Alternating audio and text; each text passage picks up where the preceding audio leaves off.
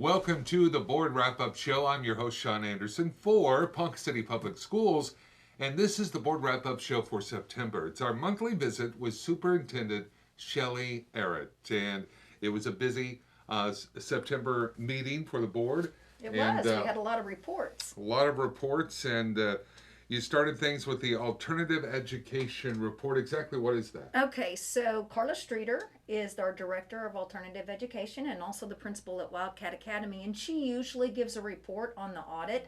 We did not have an audit this year due to many things, COVID one of them, and it'll be every other year. But basically, she just bragged on her staff and talked about the time and the patience that it took to offer Ponca City Virtual Academy, our online offerings, curriculum for our students in lieu of attending school during the pandemic. And I'll give you just a little bit of an update on that. We started the year last year with 608 students enrolled, and this year we started with 95 enrolled. So big difference. Parents see that it's kind of hard to teach from home, and we know that face-to-face instruction is top priority, and it works for a lot of our kids. But anyway, Miss Streeter talked about how her staff checked on the students once a week, and how time-consuming it was, and how hard the students work. So good little positive report. Very, very good. The 2019 College Remediation report, and again, I'm curious what this is all about. Well, this actually is just a report that is always done, and it is based on our first-time freshmen who attend the university, first time as a freshman's ACT scores. And it's kind of outdated data, but it gives us kind of a baseline on where to strive and where to work toward and what to improve. Right. And the data that Mr. Dent, our new high school principal, presented was on the 101 2019 graduates who were classified as first-time freshmen in an Oklahoma university. It doesn't count.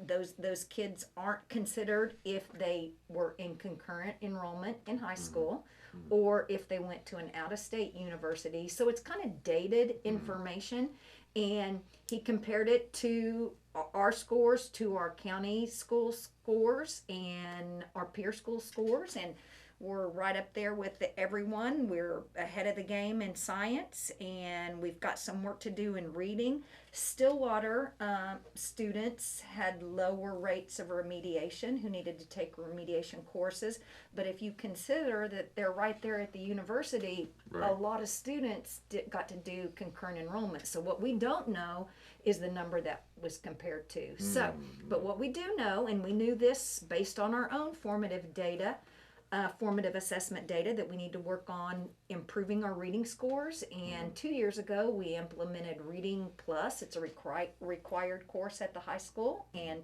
now we do IXL Math. So we're looking forward to seeing what our data shows this next year. It'll certainly have a positive effect. That's right. Yeah. We're already seeing that, and we analyze data constantly, so we're already seeing the positive effect. Yeah. Well, part of the job of Superintendent Shelley Arrott and the Board of Education is to review policy change proposals. Those policy changes, as they're not a decision made by a single person, everyone's got to agree. You had some policy change proposals. What exactly were those? After every legislative session, there are tons of changes to school law, and when those changes occur, we have to update policy to match the law. And all of these policies that were proposed were required updates. There were a few options that the board had to select from, and these were just presented. The summaries were just presented because we present the summaries and then they're posted on our website. If our patrons want to go to board policy at www.pcps, there's a summary of the proposed changes, and then it tells you where to go to get my PowerPoint. And the conferences had, or the policies had to do with school board changes, instructional changes, community relations and activities changes, and I won't go through all of them because it's quite lengthy. business management, personnel changes, student changes, and all of these are addressed on our website, but they're required due to legislation, due to House bills or Senate bills that were signed by the governor during this last legislative session. So I encourage everyone to go out there. There's a place to make public comment if you want to make comment or let the board know your feelings on these policies. They will be considered for approval in October. Very nice. You are watching the board wrap-up show for September, and Shelley Arrott is going over line by line what the Board of Education meeting for September was all about. The enrollment update. Here we are a few weeks into the school year, and so how did the numbers, how do they shake out? Well, obviously, schools across the state dropped in enrollment. Last year, it was a huge trend. A lot of people went to virtual charter schools just to keep their students safe from COVID. And our enrollment has gone up by leaps and bounds. Over 250 students are back. Our classrooms are full. And I did a comparison of our students by grade level, and we increased at every school except Lincoln. We were only down like 4 students. And our virtual students, I mean, we were down like 500 who participated in PCVA. So that's telling us that people want to be back in the classroom for that face-to-face instruction, and we're glad to have them. And here's an interesting thing. By site across the district, we set class size limits. Because we know that those smaller class size, our students get more one-to-one instruction from the student, from the teacher.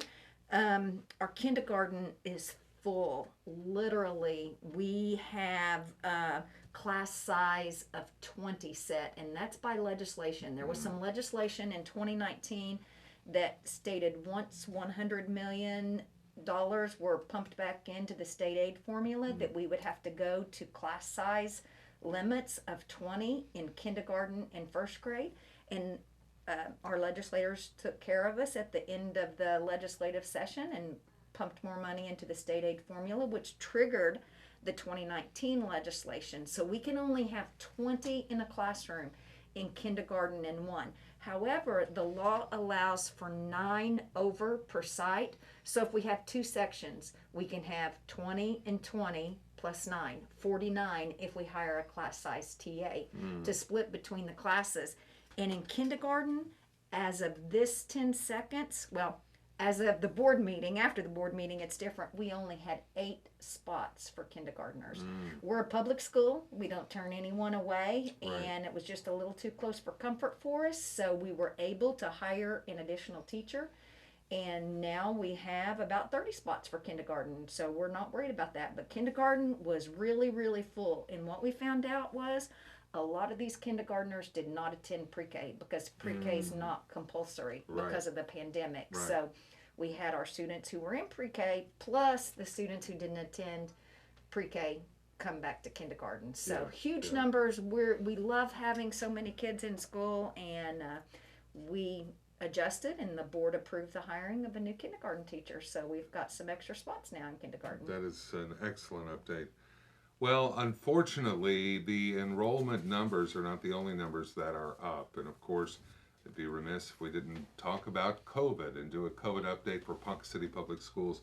The numbers have gone up. Where do we find ourselves right now? Well, the numbers have gone up in the county, and sometimes that's delayed a week. The week of August 30th was horrendous for us. Brutal. We had 61 positives in 1 week, and on our worst week last year, the highest number that we had in a week was 31. So like doubled our number of positives. And the guidance changes all the time. Here's what I can say about Ponca City Public Schools. We always follow the OSDH guidance, the Oklahoma State Department of Health guidance. And first they came out that quarantines were recommended. Then they came out that quarantines were required. And now it's back to recommended.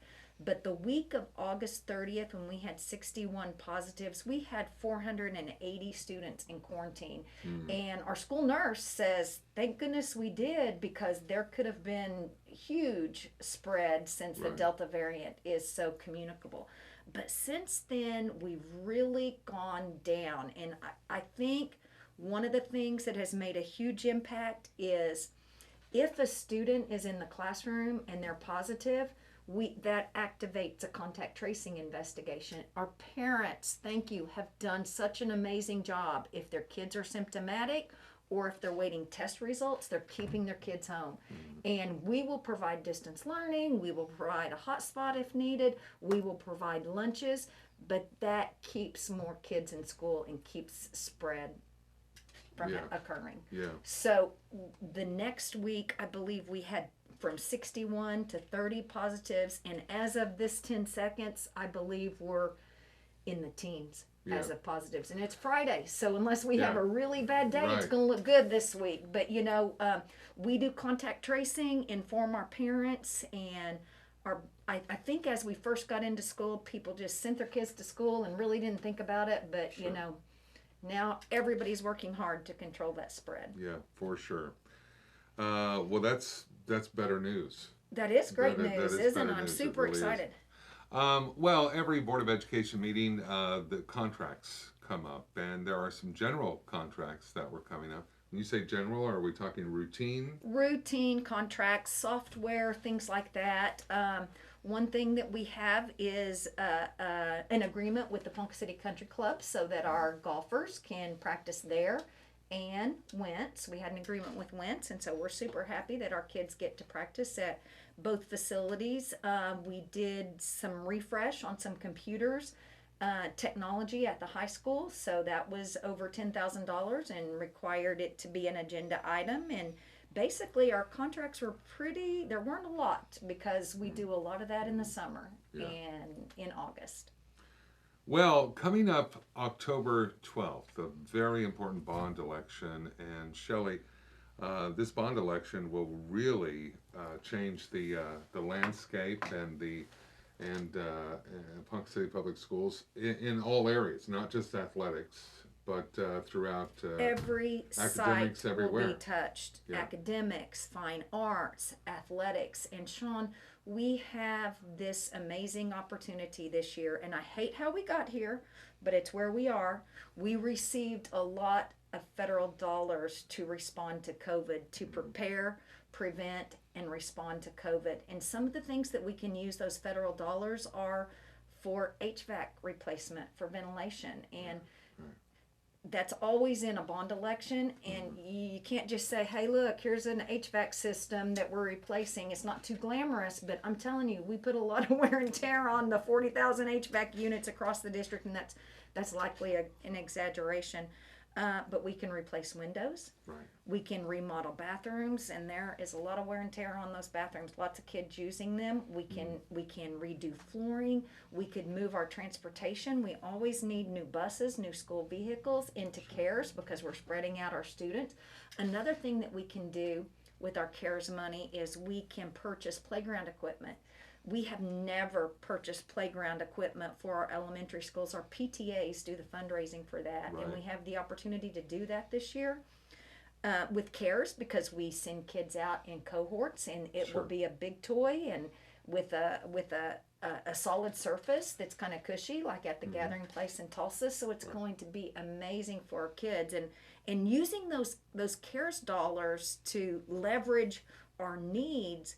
We can actually do some generational projects with our bond issue. So this is a once in a lifetime opportunity, and we're providing information. Adam Leeming and I are presenting to all of our sites and to numerous civic organizations, and we'll be blitzing that information out. But through this whole pandemic, we've all suffered, but what I hate the most is for our kids. They've really suffered, really and have. they deserve this. We keep our mill levies at 22 mills, and people ask, why are we running a bond election now? Well, it's time for that mill levy to drop off. And Dr. White back in the 90s made a vow to the community that we would keep our mill levies at 22 mills. We would not raise taxes. They would not decrease. They would not increase. We would stay even. so that we could provide the best opportunities for our students, and we've maintained that. And I am telling you, this is nearly a $50 million bond package with no tax increase. Wow. And we can do some generational projects that we wouldn't be able to do without the CARES funding, because we're taking care of those needs with the CARES funding. That is so we're absolutely super incredible. excited. It's a home run for our students and our community with no tax increase. So we're encouraging all of our patrons to go out and vote on October 12th. Yeah, it's really going to make a tremendous impact and difference for Ponca City Public Schools. Well, that is going to do it for this edition of the Board Wrap-Up Show. Thank you, Shelley Arrott. Superintendent Shelley Arrott with us for the Board Wrap-Up Show every month right here. And we appreciate you watching. For Ponca City Public Schools, I'm your host, Sean Anderson. Till next time.